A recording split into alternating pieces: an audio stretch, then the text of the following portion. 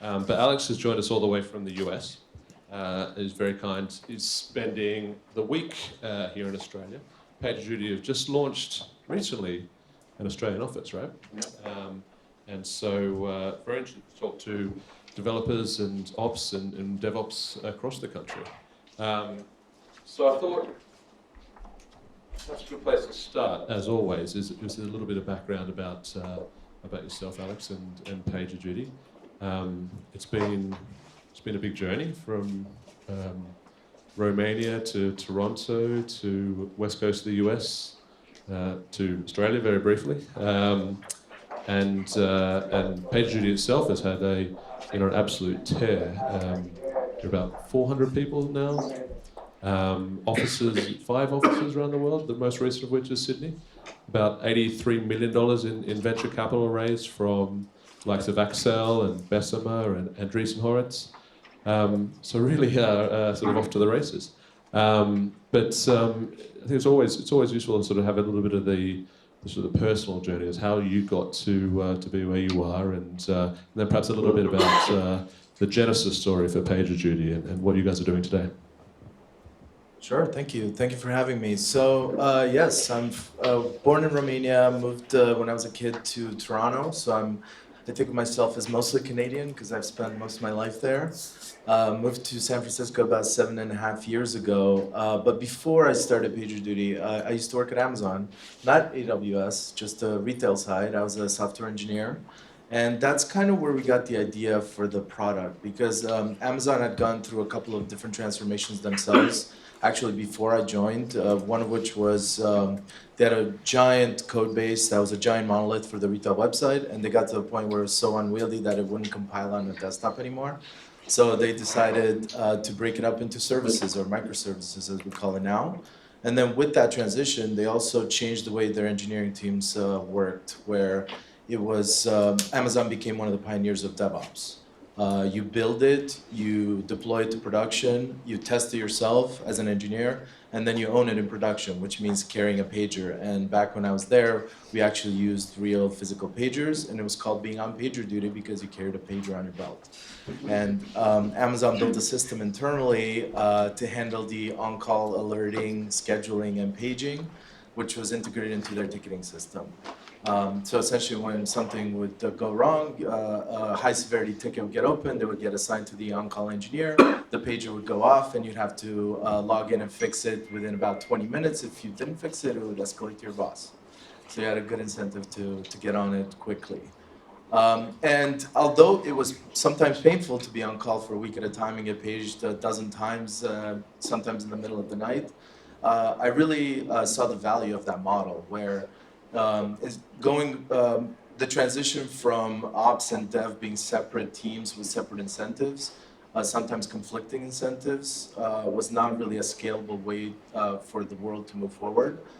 So thus, companies like Amazon and Google and some of the other tech pioneers moved to this DevOps model where dev and ops work much more closely together, or sometimes are the same people, same team. Like, for example, my team at Amazon didn't have any ops people. We're all ops people as well as software developers. I started the company in February of 2009, and the genesis was I got together with my 2 co-founders, and we knew we wanted to do a startup. We basically started a startup with 40 different ideas, and we narrowed it down to one. And the way we came up with the PagerDuty idea was by thinking, what have big companies like Amazon had to build in-house because it didn't exist anywhere else out of necessity.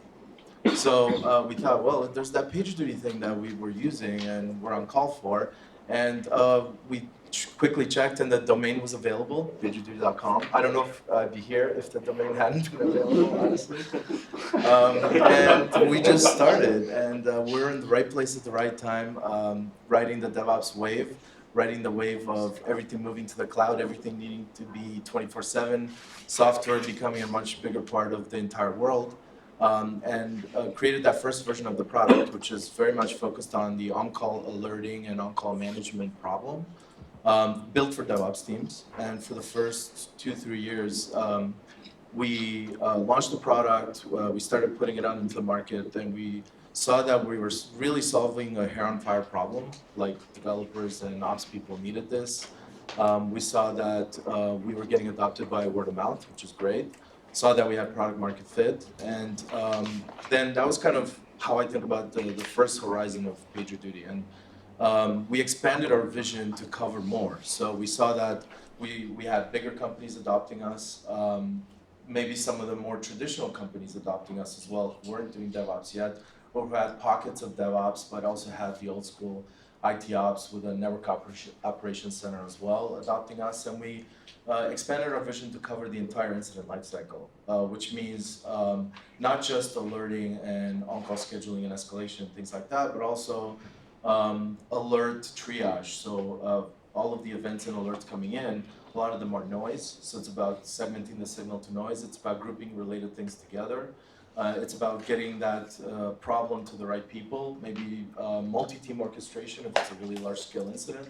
It's about helping those teams collaborate and communicate effectively to work on the problem together. I'm talking about things like spinning up a war room in Slack or HipChat, spinning up a conference call, letting the folks collaborate and communicate effectively, and then capture the entire timeline for the postmortem and automating the postmortem process as well, and adding to all of that analytics on how our people performing, how our team's doing, do we have a team that's stuck in constant firefighting mode, and where are the hotspots in the systems? Where do we see a lot of recurring problems? Where should we invest in reducing down our technical debt because we're kind of resolving the same issue and fighting the same fire over and over. And now we're starting to work on Horizon 3 for the company, which is about taking all of these principles that we've learned from DevOps and from incident response and resolution and applying them to other parts of the business. So the lucky thing is we're seeing this happen in our user base today. We're seeing customers using us for security incident response, for example, which is not an IT incident, but a security incident. And we're seeing the same thing for customer support. So if one of our customers has very high value customers that they really care about, and those customers file a high priority ticket, you want to get that to the right person as quickly as possible without going through your most junior support person, then escalating to the second person. So kind of prioritizing those kinds of tickets. And we're setting our sights on becoming the platform for anything that's real time, that needs real time attention, whether it's a problem or an opportunity. So you can think of cases in marketing where you have a high performing piece of content, you want to do more of what's working. So we can become that platform for real time work in marketing as well. And we've been talking a little bit about community and building a community around your product. And I know you guys have a very, very vocal community. There's people out there that really love you guys. In fact, there was a great quote on Hacker News of someone who said, "It's the only tool I've ever known that I can simultaneously love and recommend to all my friends, but at the same time also hate because it wakes me up at 3 a.m. in the morning." Which is a bit of a delicate line that you have to walk. But you do have a great vocal community, and I know that sort of your one of your many hats is the head of the PagerDuty community. How do you guys think about building the community? What is the value to you, and sort of how do you structure your community building efforts? Yeah, great question. So yeah, we do get the love-hate thing a lot. My standard answer to that is don't shoot the messenger. It's your own problem. We're just letting you know about it. But on the community side, one of the things that we have really going for us is that we're a tool that people are not indifferent about. Like being on call and getting woken up in the middle of the night is something that inspires emotion. It inspires terror, it inspires stress, right? So it's a very visceral thing. So we've had that going for us where people really care about it. And the value that we provided to our users early on when we're in that phase 1 of our growth was that we made on-call suck less for our customers, because before they would just blast the alert to everyone on the team and everyone would get paged all the time and you'd have a lot of noise. So we'd reduce that. So we actually solved a pretty big problem, and we solved a kind of a quality of life problem for our users, and that's where we started getting that, love from the community early on. But what really worked for us was we did a lot of speaking at events. Think like more operational focused DevOps-oriented, sometimes developer-oriented events. Places like Velocity or Monodrama.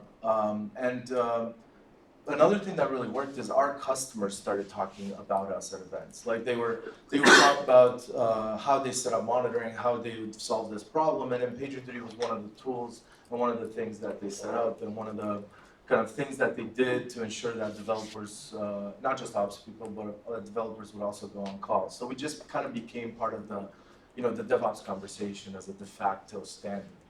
And that really helped because it really spread the word of mouth for us. Things that we're doing now, we have an evangelism team. It's comprised of 3 different people, one of whom is myself. So we go out and we speak to customers and to lots of different people in our community, in our user community. But the other thing that's worked well is we empower and enable and encourage everyone in the company to become an evangelist. It's not like their full-time job necessarily. They might be an engineer or a product manager, or even some of our executives have gotten in on this. But we encourage them to go, submit talk proposals at various conferences. We of course cover the costs and kind of make that a kind of a cool perk. They get to go travel to interesting places in the US and elsewhere around the world and get to spread the PagerDuty gospel. So it's about not just hiring a team that does this 100% of the time, which is also something we need to do, but also enabling and encouraging everyone in the company to kind of pitch in.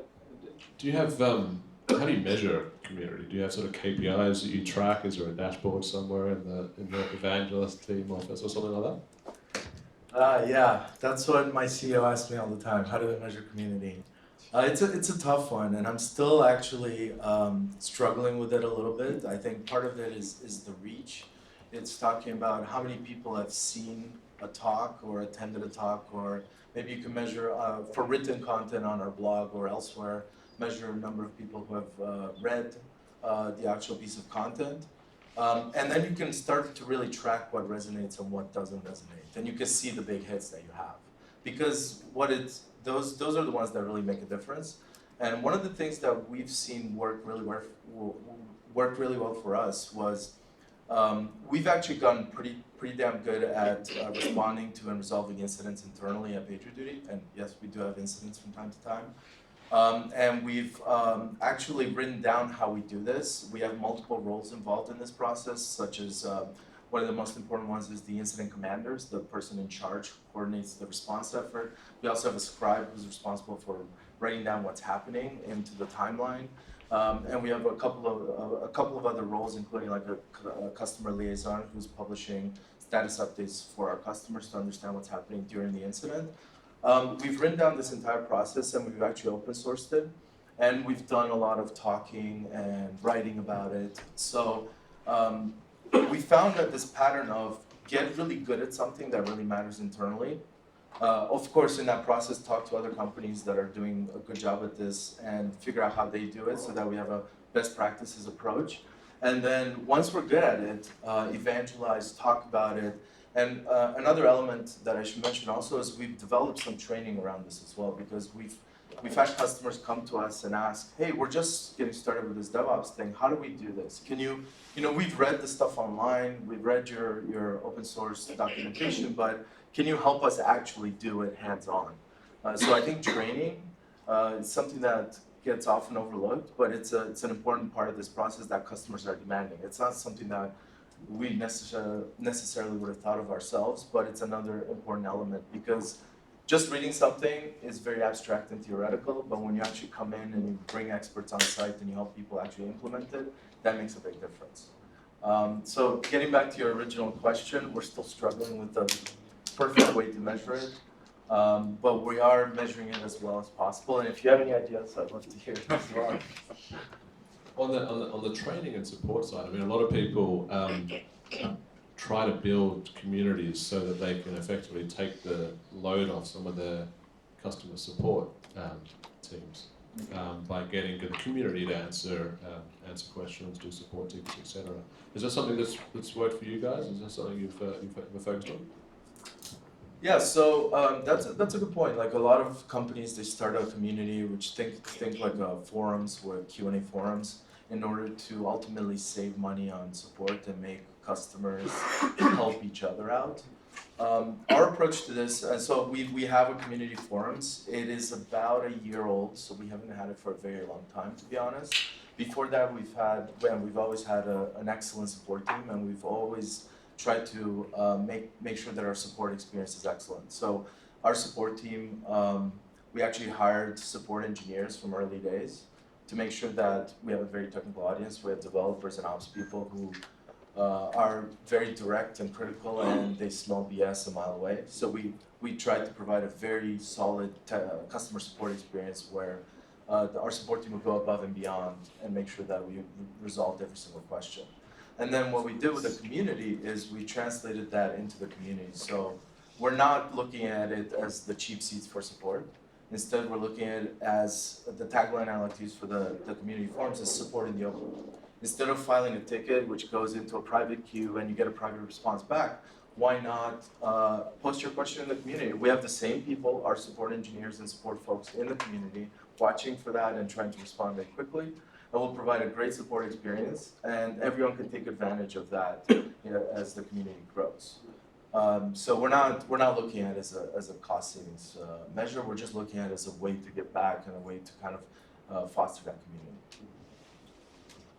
When you guys first got started, you started in Canada, the company? Yeah. And you moved down to the West Coast. Was it you guys at YC, right? Or was it, Yeah, YC. was it About a before year that and or a half before that? into. What's that? Was it before YC or did you move? Oh, we moved with YC. Yes. Yeah. So it was obviously a big reason to move to the West Coast. But a lot of the companies we work with here in Australia, they often face this question of like, where do we need to be? Physically, where do we need to be?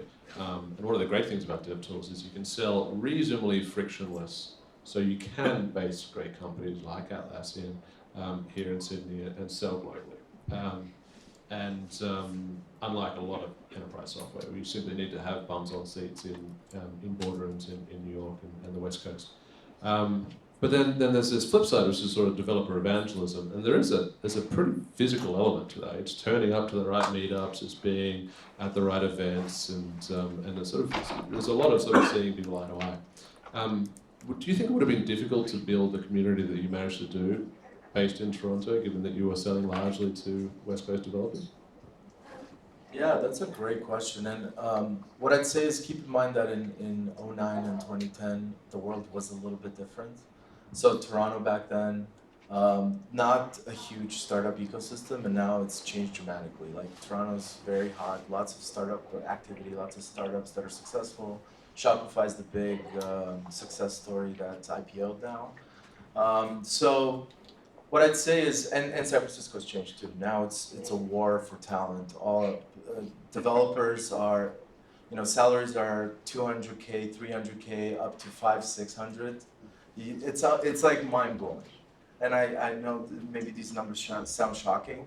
So I don't know if I would start a company in San Francisco again. Now you still need feet on the ground. You need evangelists, you need salespeople, that you need, but HQ doesn't have to be in San Francisco, and it's increasingly tougher and tougher. And the other great thing that's happening now is VCs, they invest pretty much worldwide. They're not limited geographically as they used to be. So personally, I would think really hard before going into one of the most expensive cities in the world, one of the most competitive cities for engineers in the world, and trying to go all in there. Even YC understands this, and if you're doing YC, you can move to Mountain View for 3 months and then move back. That's always an option. So I think about, if you're talking the US, cities like Austin or maybe even Seattle would be good. If you love the Bay Area, absolutely. It's still, obviously, it's still very successful, and you can make it work, but it's just tough. Yeah. It's just tough. Yeah. Or Toronto. And we have an office there too. In fact, our engineering team has shifted 60% to Toronto, 40% to San Francisco because of the war for talent in San Francisco. But it's the same model we see a lot with startups here in Australia, for sure. And then we'll go back to the question of evangelism. You guys have got 400 people and 3 evangelists. There's a lot of people in the audience will be startups that are much smaller than that. And we often get the question, who is the right person to do that developer evangelism? And I hear an argument again and again and again that nobody can evangelize a product like a founder, be it the CTO or the CEO. How much truth do you think there is to that? And then therefore, how much time do you think a founding team really should be out there doing that outward-facing evangelism work rather than sort of the product management, the internal teams, etc.? Yeah, it's a great question. The founder thing is definitely true. You get a lot more credibility having been there from day one and believing and creating a vision and obviously believing in it. So I would say at the minimum, it has to be like a 20-25% of your job. You have a lot more to do and you're wearing a lot of hats early on. So I don't know if you can make it realistically 75% of your job. It's a lot to ask. If you're asking who the right people are that can become great evangelists, what you can see it's the folks who really are passionate about talking and sharing what they're doing. I would say the best evangelists have not just a long track record of being in the role that they're evangelizing for, but I would say it's also important that they stay relevant with that role. They don't just become a talking head, where all they do is create PowerPoints and give presentations, but they're also still technically in the details, still getting their hands dirty, still coding a little bit, or setting up systems and trying things out, maybe embedding themselves with one of the teams once in a while, so that they're not losing their credibility over time. And you can tell when you're looking for an evangelist, find someone who's already doing it. Like find someone who has a track record of doing talks. It doesn't mean that their title is evangelist, quote unquote. I actually would not recommend that your title be evangelist if you're an evangelist, because it doesn't resonate very well with our community. It's like you're a marketer now. So our first evangelist, his title is head of DevX. He just made it up himself, and it doesn't say evangelist in it. And he's doing a great job. And we talked a little bit before about how to switch tax when you've got to go and talk to procurement. And I know PagerDuty has a bunch of very large enterprise customers as well as agile startup teams on the books. Part of it's a product question, but also part of it's a sort of a marketing and community building question. Do you find that your community helps you with those large enterprise and top-down sales, or do you have to adopt something completely different to get to through those procurement conversations? Yeah, that's a good question. So for us, we've been, I'd say, pretty fortunate because our model for adoption has been very bottoms up. So PagerDuty starts out with a single team. Someone pretty technical starts setting it up. They prove it out for their team, and then it spreads to other teams within a large organization. Maybe it goes to other departments as well. And before you know it, back in the days before we had sales, we get to the point where now we had a customer that was paying 6 digits a year, and procurement sees it because it went above a certain threshold and starts asking questions like, what is this PagerDuty thing? Why does it cost so much? So we've learned over time to actually build a strong sales function as well to get ahead of those conversations. You do not want to have procurement drive that conversation because they don't understand what you do. They don't understand the value. They're just looking to, wait, it's 200K, well, let's get it down to 150. We need to save X percent. They don't have any context. So what you really want to do in those types of cases is the bottoms up growth is great because now you have an established base and you have people who care about your product and use your product. But you also, so you want that technical champion in the company, and then you also want to find out who the budget owner is and get that person on board, and then procurement has to sign off on the deal. So it's about kind of having like 3, maybe even 4 stakeholders involved, and those deals get pretty complex over time. The sales cycle gets longer, but the great thing about bottoms up is they're already paying you. It's not like you're spending a year before you get $1 into the door. They start on day one with a credit card purchase, and if you make it frictionless and easy to adopt and easy to grow over time, you can get into those situations where you're collecting money the whole time through. The product's very well established, is loved by the people using it, and that's one of the big shifts that has happened over the last 10 years. I would say is developers now, while they don't own the budget necessarily, it's easy for them to adopt a tool, put on a credit card, and then get that bottoms-up viral growth going. And to Chris's point earlier, do you have sort of an army of people in suits that go and have those conversations with procurement when they need it? Do you drop them in from sort of a helicopter and let them go for it? Not quite. I mean, we do have a bunch of salespeople, and they are pretty good at it. And I would say one of the keys for a very technical product like ours is you need the salesperson, but the salesperson should be a little bit technical. Like for a technical product, they should understand the audience that they're selling to, and then we also generally pair them up with a sales engineer, which is someone who's very, very technical, who can do a very in-depth product demo and actually show how the product integrates with all of their other tools. So when you're talking about an enterprise, that's one of the big obstacles that you have to overcome is, does it work with ServiceNow? Does it work with HP? Does it work with IBM? Does it work with this big enterprise tool that we have? Or this custom thing that you haven't heard of, but you have to make it work somehow. So the integration obstacle is something that we've gotten very good at answering, and in fact, the platform integrates with 200 different tools out of the box anyway, so it works out in our favor. But yeah, we do have a strong sales function. We also have sales engineers to go with that, and then the evangelists get involved as well. The training helps too, because you're talking about to these customers about here's the best practice on how you should do this. Put the product thing aside, but here's how you should implement this process and this. Put the developers on call, and they should behave like this, and this is the fastest way to solve an incident. Things like that. The sort of the love-hate, to switch gear a little bit into building great experiences into the product, specifically for DevOps.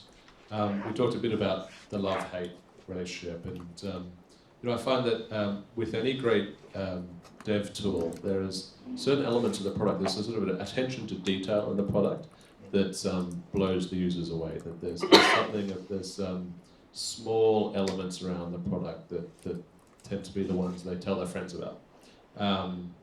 There's things in PagerDuty. I know that you've done things like set custom alert sounds that have things like, I don't know if you guys use PagerDuty, but you can set it so that you have a barbershop quartet singing about how your server's melting down. And I don't know if it just takes the edge off or something, but I think people seem to really love that. Is it little things like that? Are there any sort of things like that that surprise you at how much of an impact they might have had on sort of that developer experience and the willingness of developers and DevOps people to talk about your product? Yeah, for sure, and that's a great example. I call those delighters, like features that delight the customer, but maybe they don't really have a strong ROI. Like, it's going to generate this much revenue if we do this feature, and we encourage that. So one of the things that we've done to encourage that internally is from our engineers, is we've set up a monthly hack day.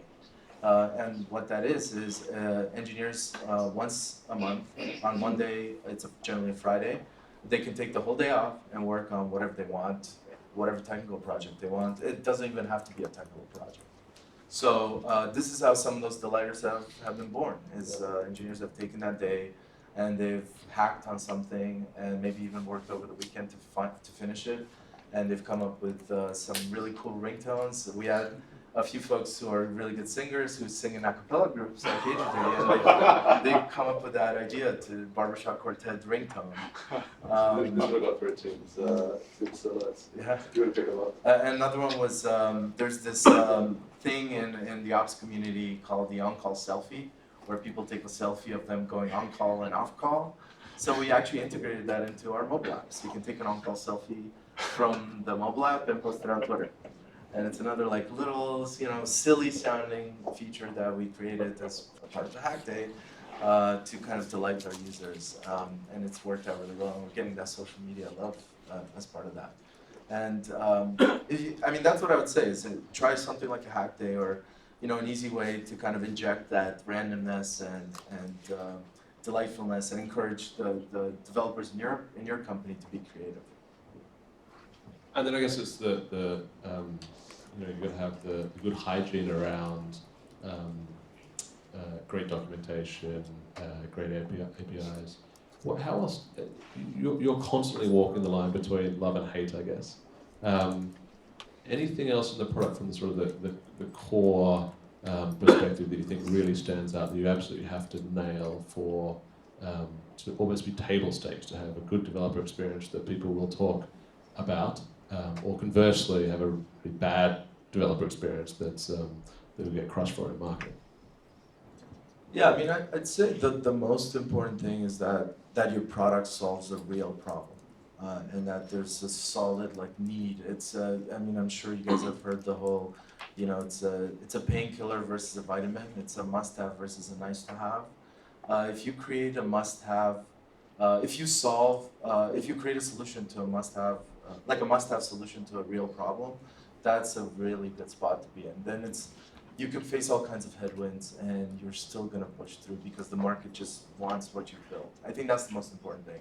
Everything else is kind of peripheral, it's nice to have. One of those, maybe more than nice to have things that we've done early on is we decided to make APIs a first-class citizen of PagerDuty. So the way we did that is we said, okay, we're gonna build first-class APIs and we're gonna build our own UIs on top of those APIs for both web and mobile. And then we're gonna, of course, eat our own dog food and make and publish these APIs for our entire customer base to use. And as a virtue of that, we've seen customers and partners build lots of different integrations with PagerDuty, sometimes unsolicited.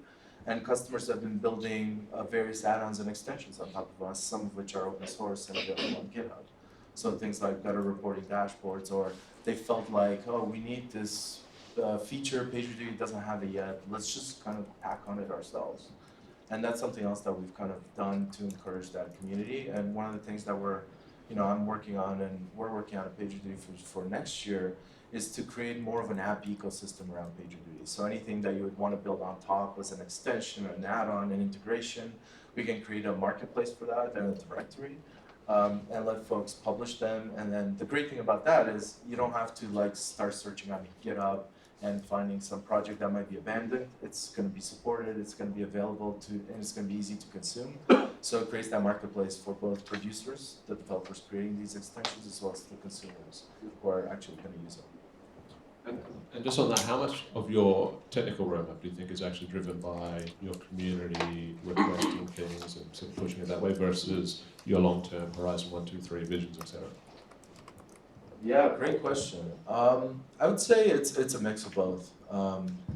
So I don't know if I can put percentages on it off the top of my head, but I know that a good percentage of the stuff that we do is in response to customers and what customers are asking for, and that's actually a great benefit of communities. It's not just about support and help and get your question answered. It's also about providing feedback into the product development process, because sometimes customers will ask, hey, how do I do X? And then we can't do it X. So then we realize, okay, we need to add that to our roadmap, or maybe it's already on the roadmap, but we need to bump it up because a lot of customers are asking for it. So certainly a good percentage of our roadmap, I mean, at least a third, I would say, is driven by customer feedback. And then a good amount is also driven by our vision. And the vision is also developed through customers, but it's not, I would say the feedback that you get directly from customers via the community and via the support channels is more incremental. It's more like, oh, I live in the PagerDuty world and I'm trying to do this extra thing. And then the things that we develop through the vision are more large scale, larger leaps. Like, hey, we're gonna build a whole new product and it's gonna solve this whole new problem. But we're gonna do it by talking a lot to customers and understanding their day-to-day and their problems, of course. This is one more from me, and then I'll open it up for questions from the audience. But a little bit off topic, but you guys have been terrifically successful at raising money, and which is never easy for any company. But running $83 million from folk like my old team, Axel and Andreessen and Bessemer is no mean feat. For the teams out here that are in a similar position, looking to raise money for dev tool companies, what were the sort of the key concerns that some of the funders or the VCs that you spoke to way early back in the day about the model around selling to dev tools, pricing, things like that? What were the themes?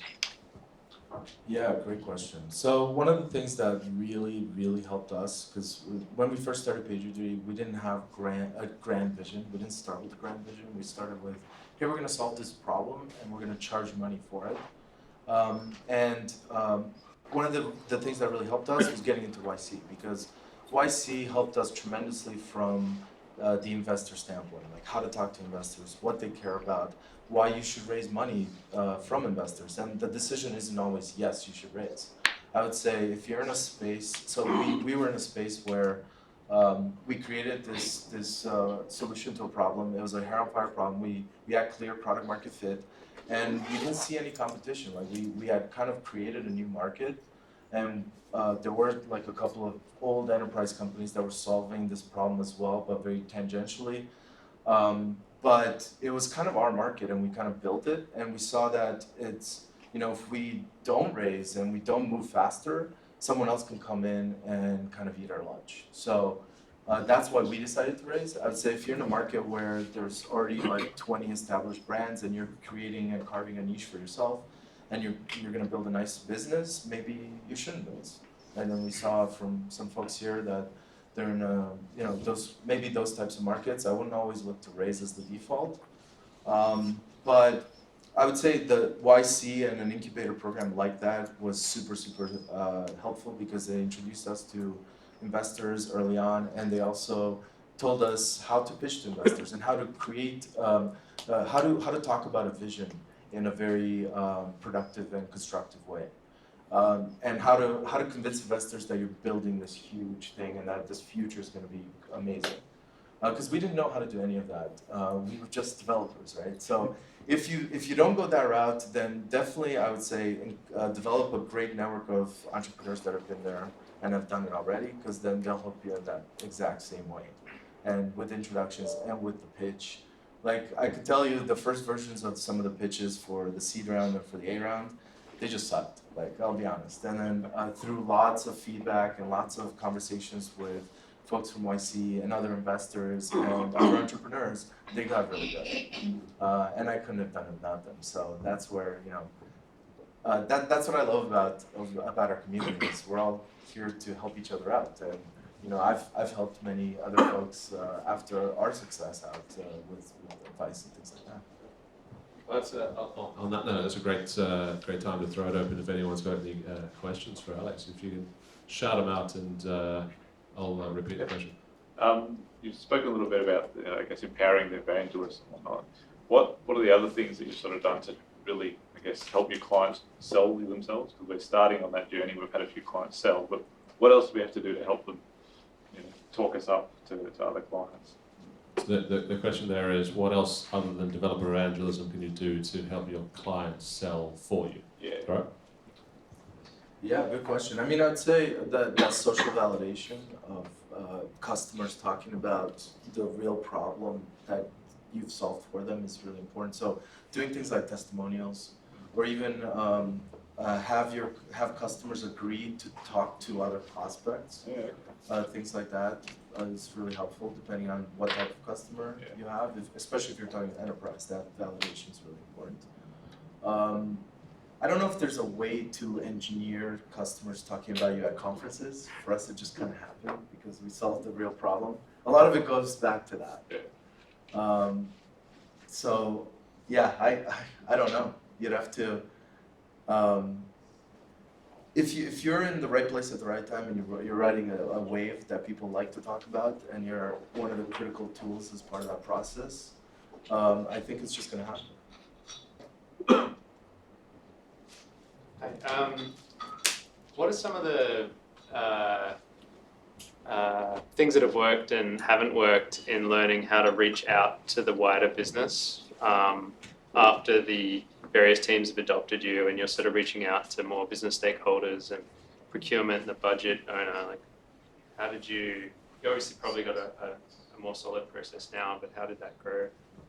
Yeah, so the question was what are some of the things that we did to reach out to some of the other stakeholders in our customer contingent, like procurement.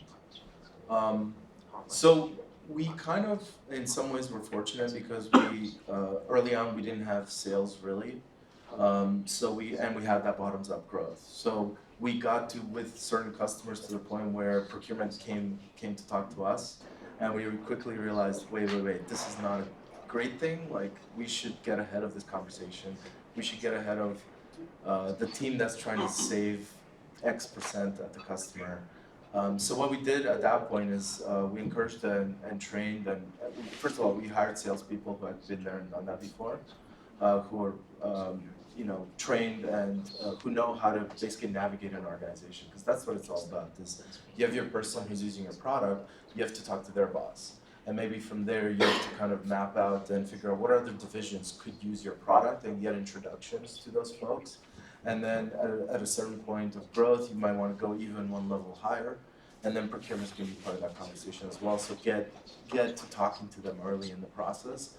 Don't treat them as a last ditch barrier, because then you can end up with you have a goal for the quarter, and procurement's your last barrier, and they say no. So you have to kind of get ahead of those conversations, and it's about navigating the whole organization, getting those introductions, and having the champions as part of that process, where they love your product and they're ready to sell internally and advocate for you. So part of it is about giving them the tools to do that, and giving them the collateral, ROI, anything that you could say, hey, if you adopt this, this is how much you could save, or this is how much money you can make. Those are kind of the things that the higher level decision makers really care about. Yeah, hi Alex, my name is Tony. I've been in the enterprise service management space for a long time. How are you trying to, position yourselves to, keep ahead of the old elephants, the HPs, IBMs, CA, B and C, and the new elephant in the room, ServiceNow? Because clearly what you do adds great value to their solutions. How do you see yourself positioned as far as developing the product, as opposed to just being gobbled up by one of those companies at their time of choosing? Yeah, so the question was, how do we compare and position ourselves against the old elephants like the HPs and IBMs and CAs, as well as the new elephants, ServiceNow? Yeah. So that's a great question, because at first we saw ourselves as purely complementary. Tools like ServiceNow, and ServiceNow is now quickly kind of taking over and ripping and replacing all of the old elephants, from what we see at least, in terms of ticketing systems. But we at first, when we weren't attacking the enterprise, we didn't kind of come into play with that very much. And then over time, what we did is we built really rich integrations with each one of those tools. And our positioning is that we're not competitive. We're not trying to rip and replace ServiceNow or Remedy or tools of that nature. We sit alongside them, and we're really good at solving the DevOps use case. It's kind of how we talked about it, because engineers and ops people don't like using tools like ServiceNow. They hate those tools. So we can make it really easy for them to respond in real time. And we use that real time kind of terminology a lot to talk about how we can, page folks and orchestrate a response and do a postmortem and do this entire real-time incident resolution process, while at the same time being plugged into ServiceNow. So anything that we do in our system gets updated to ServiceNow, which is the system of record. I just found it fascinating that in your language you obviously used incident, which belongs to ITIL, but yet probably in this room there's probably almost no one who'd like to talk to me about ITIL. Yeah, I mean the thing that we have going for us is that DevOps wave, where ITIL is it's a process that's 20, 30 years old now, and it doesn't really work in the cloud and in the DevOps world that we live in. But we don't position ourselves as a pure replacement, because we're not. I mean, ticketing systems do other things that we don't. So we talk about.